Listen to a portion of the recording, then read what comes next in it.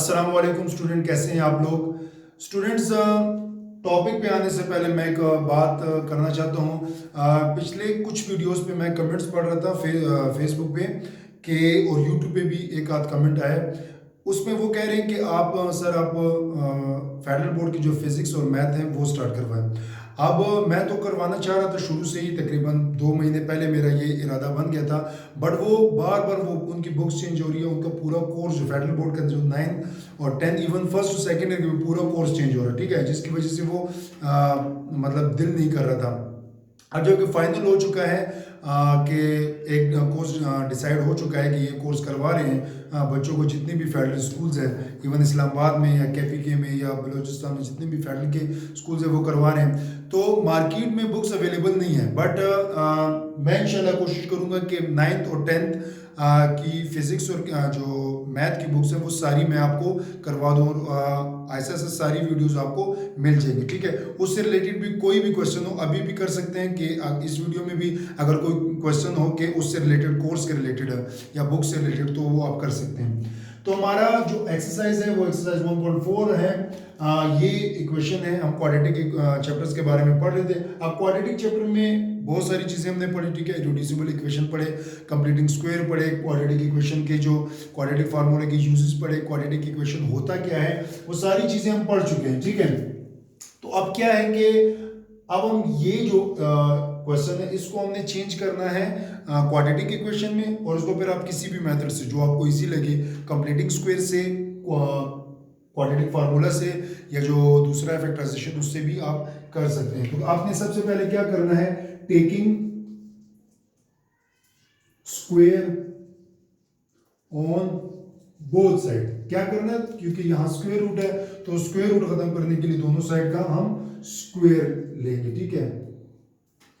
+5 का whole square is equal to 7x + 16 under root का square. अब ये तो आपको पता है कि स्क्वायर रूट और स्क्वायर आपस में कैंसिल आउट हो जाते हैं, हमारे पास रह जाएगा। अब अगर इसका मैं स्क्वायर ऑलरेडी ले लेता हूं, ठीक है, तो ये ऐसे करता हूं, a का स्क्वायर प्लस b का स्क्वायर प्लस 2, ये मेरे पास a और b, ठीक है। तो ये वाली साइड मैं सॉल्व कर चुका हूं, ठीक है। तो ये मेरे पास आ गए, ये लाइन रेज कर देता हूं, डस्टर दे दो, ठीक है। अच्छा, तो क्या करना है, अब ये वाला मैं कर चुका हूं, is equal to square root खत्म हो गया तो 7x + 16, ठीक है स्टूडेंट।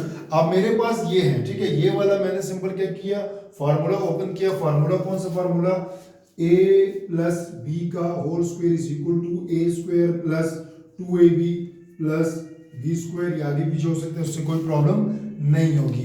तो क्या होगा, 2 का स्क्वायर कितना होता है, 2 का स्क्वायर होता है 4, ठीक है। 4x² + 5 का स्क्वायर होता है 25 प्लस 2 2 जा 4, 4 5 जा 20, तो 20x is equal to 7x + 16। अब क्या करना है, इस दोनों वैल्यूज को इस साइड पे आप ले जाएं, तो ये हो जाएगा 4x² + 20x + 25 - 7x - 16 is equal to 0। अब 4x तो एज इट इज आ जाएगा, प्लस 20x और -7x, इसमें से ये निकालो तो 13x, और प्लस 16 में से ये निकालो तो प्लस 9 आ जाता है, इज इक्वल टू 0, ठीक है। अब ये अगर आप देखो तो ये हमारे पास क्या है, क्वाड्रेटिक इक्वेशन, ठीक है। तो आप इजीली ये क्वाड्रेटिक इक्वेशन ही कर सकते हैं। अच्छा स्टूडेंट्स, तो ये मेरे पास क्वाड्रेटिक इक्वेशन आ गई, ठीक है, जिसको बोलते हैं हम क्वाड्रेटिक फॉर्म, ठीक है। तो हमारे पास ये होता है कि हमने इस तरह के जितने भी इस टाइप के जितने भी क्वेश्चन है, सबसे पहले हमने उसको क्वाड्रेटिक फॉर्म में लेके आना। क्वाड्रेटिक फॉर्म में आ गया तो आप ये किसी भी मेथड से आप इजीली कर सकते हैं। तो मैं फार्मूले में सीधा सीधा पुट कर देता हूँ क्वाड्रेटिक फार्मूले में। अब इस इक्वेशन को अगर आप देखो तो a की वैल्यू हमारे पास है 4, b की वैल्यू हमारे पास है 13, और c की वैल्यू मेरे पास है 9, ठीक है। अब क्वाड्रेटिक फार्मूला क्या है, क्वाड्रेटिक फार्मूला मेरे पास है क्वाड्रेटिक फार्मूला मेरे पास है x is equal to minus b plus minus b square minus 4ac divided by 2a। ठीक है, तो वैल्यूज पुट करें, माइनस इंटू 13 प्लस माइनस 13 का स्क्वायर माइनस 4, a मेरे पास कितना है 4 और c मेरे पास कितना है 9 डिवाइडेड बाय 2 इंटू a मेरे पास कितना है 4। तो ये हो जाएगा माइनस 13 प्लस माइनस 13 का स्क्वायर 169 माइनस 4 4 क्या होता है 16। अब इन तीनों को मल्टीप्लाई करो तो मेरे पास आ जाएगा 144 डिवाइडेड बाय 8। तो ये हो जाएगा माइनस 13 प्लस माइनस अब 169 माइनस 144 तो 25 मेरे पास आ जाएगा और ये हो जाएगा 8। ठीक है, अब क्या करना है, अब देखिए यहां तो हो चुका है, अगर हम इसको करना चाहें तो माइनस 13 प्लस माइनस 5 का स्क्वायर डिवाइडेड बाय 8। अब 25 5 का स्क्वायर हो तो ये कैंसिल आउट हो जाएगा और मेरे पास आ जाएगा minus 13 plus minus 5 divided by 8। ठीक है, अब हमने x के आंसर निकालने हैं तो x is equal to minus 13 plus 5 divided by 8 और x is equal to minus 13 minus 5 divided by 8। तो ये अगर हम निकाले तो ये हो जाएगा 13 में से ये माइनस करो तो 8 डिवाइडेड बाय 8 तो x is equal to minus 1 आ जाएगा।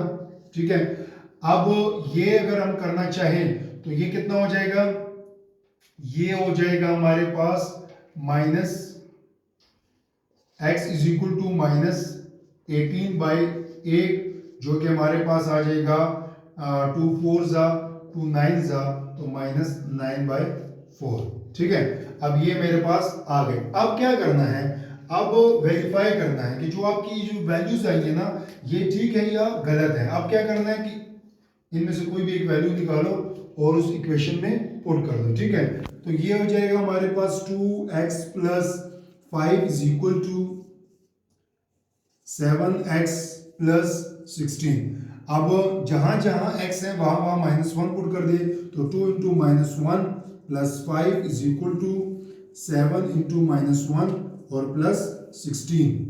तो ये हो जाएगा minus 2 plus 5 is equal to minus 7 plus 16 divided by, तो ये कितना हो जाएगा 3 और इज इक्वल टू ये हो जाएगा हमारे पास ये हमारे पास हो जाएगा 9 और 3 इज इक्वल टू 9 किसका स्क्वायर होता है 3 का, तो ये कैंसिल आउट होके तो हमारे पास 3 इज इक्वल टू 3। इसका मतलब ये जो हमारे पास ये जो वैल्यू है इसको हम कह सकते हैं ट्रू वैल्यू।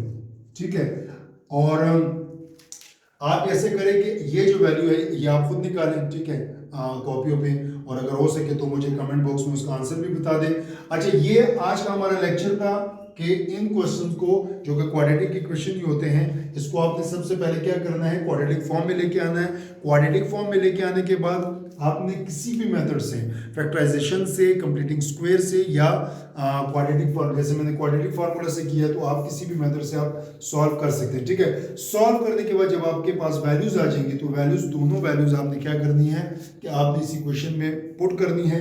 अगर आंसर दोनों का इक्वल आ जाता है, मतलब ये दोनों साइड बराबर आ जाते हैं, तो जो वैल्यू होगी वो ट्रू वैल्यू होगी। अगर नहीं तो उसको हम मतलब गलत भी कह सकते हैं या एक्सचेंजेस भी कह सकते हैं। ठीक है, अच्छा ये था आज का हमारा लेक्चर। तो इससे रिलेटेड कोई क्वेश्चन हो, ये जो मैं फेडरल बोर्ड के कोर्स के बारे में बता रहा था उससे रिलेटेड कोई क्वेश्चन हो तो लाजमी कमेंट बॉक्स में कमेंट करें। Thank you so much.